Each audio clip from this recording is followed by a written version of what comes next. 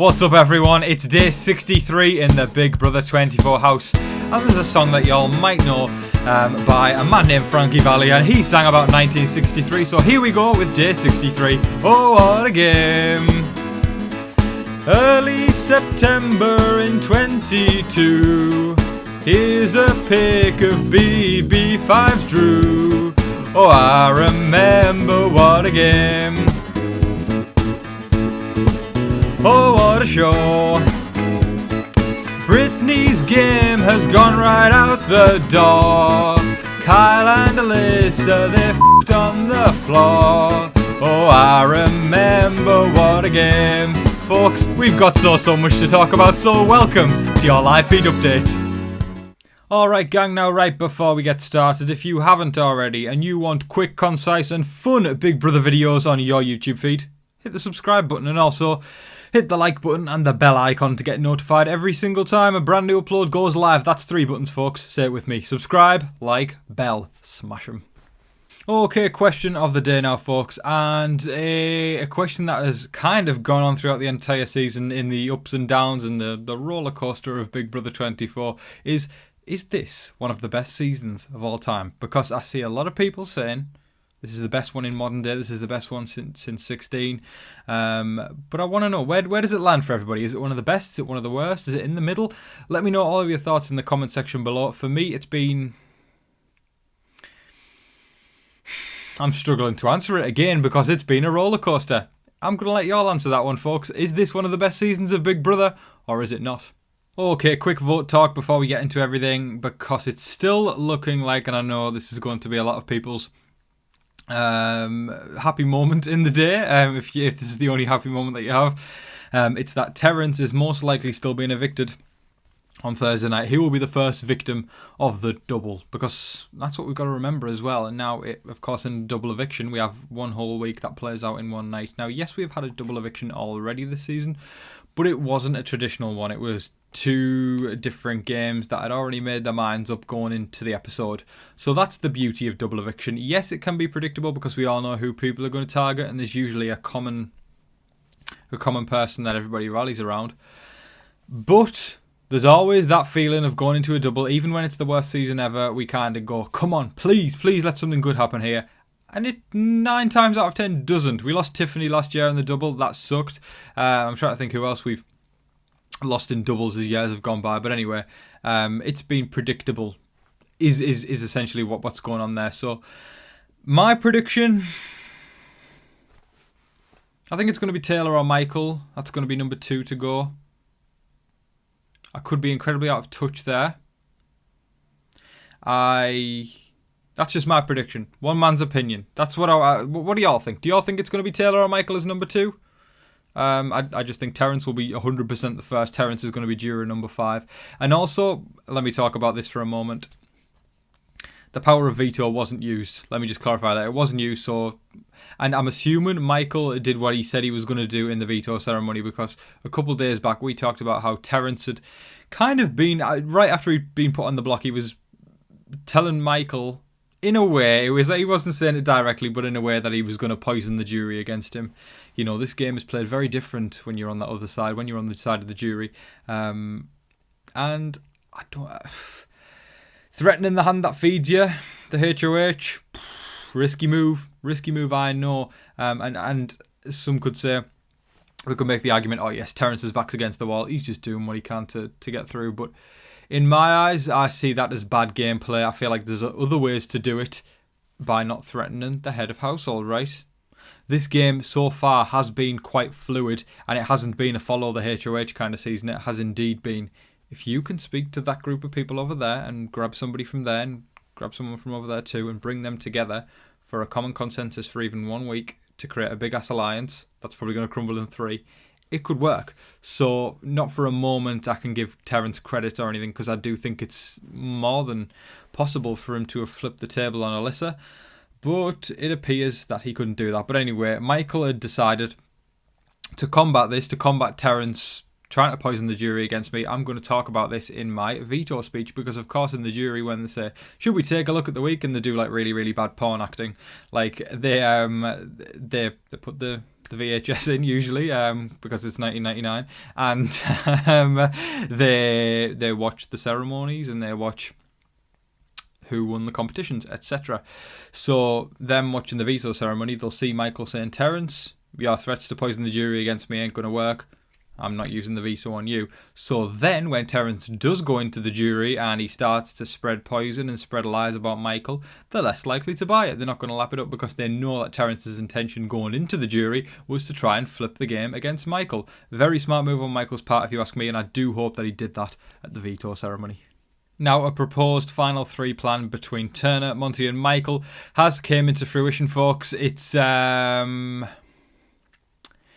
interesting to me that Turner and Monty are okay about going to the final three with Michael. To me, it's interesting that anybody wants to go further than this point with Michael. He has, quite frankly, dominated this game. His comp record is something that is enough to, well, I could confidently say consolidate him the win if he gets to final two. I just don't see a world in which Michael is in final two and he doesn't win the game. I still think, if they're going to let him stay in the house even longer, he's going to rack up even more wins. He's tied with Janelle for the most comp wins of all time in a single season, and he's broken the record for the most veto wins in a single season. One more comp win, and he's the biggest comp beast of all time. I mean, you could argue that he is already, but one more, and then he's up there. So to me, looking at Monty and Turner and thinking, yeah, this is a good idea. Let's take Michael to the final three. When there is Brittany there, when there's Alyssa there, drag them along, use them, and get yourself to the final two. It sounds horrible, it sounds nasty, but it's Big Brother. Use the players that you have there, right? On a game level. Use them. Because there's always that line of personal and game, but when it comes to game in Big Brother, use the hell out of them strategy-wise to get yourself to the end. It's $750,000 damn dollars. And do you think Brittany's going to beat you in the end? Do you think Alyssa's going to beat you in the end? Maybe on planet Mars, but guess what? We're on planet Earth, folks. Planet Earth, where Brittany doesn't stand a chance, Alyssa doesn't stand a chance, but Michael will indeed win by a landslide if he gets to final two. Brittany continues to totally tank her game. It is just something to bear witness to. I'm fascinated at, I don't want to sound nasty, but how bad she is at the game. She runs her mouth too much, so as a result, word gets back to everybody, and that Big Brother. I'm pulling the sleeves up, folks. This is serious business. Big Brother doesn't work like that. You can't run. You've got to, in the words of Kenny Rogers, you've got to know when to hold them and know when to fold them, right? And Brittany just fold, and it's like she's got no concept of how to be sneaky, right? It's like she's pledged allegiance to the flag of the United States of Michael, and she has gone against it. When you've got to ride or die, and if they've really put all in for you, and they're the one doing more of the work, then you've got to be very sneaky if you want to try and maneuver your way around. And she's going off making a final two here, a final two there. Let's just pair up with this person. Hey, how about us three get together? People talk, and as a result, it's tanked the game. I'm just going to pull a quote from Monty and Taylor. So at one point yesterday, Monty says, she, as in Brittany, wants to have a final two with Turner because of all of that. Taylor says, I can read her like a book. Everyone can tell when something is on her face. She can't hide anything.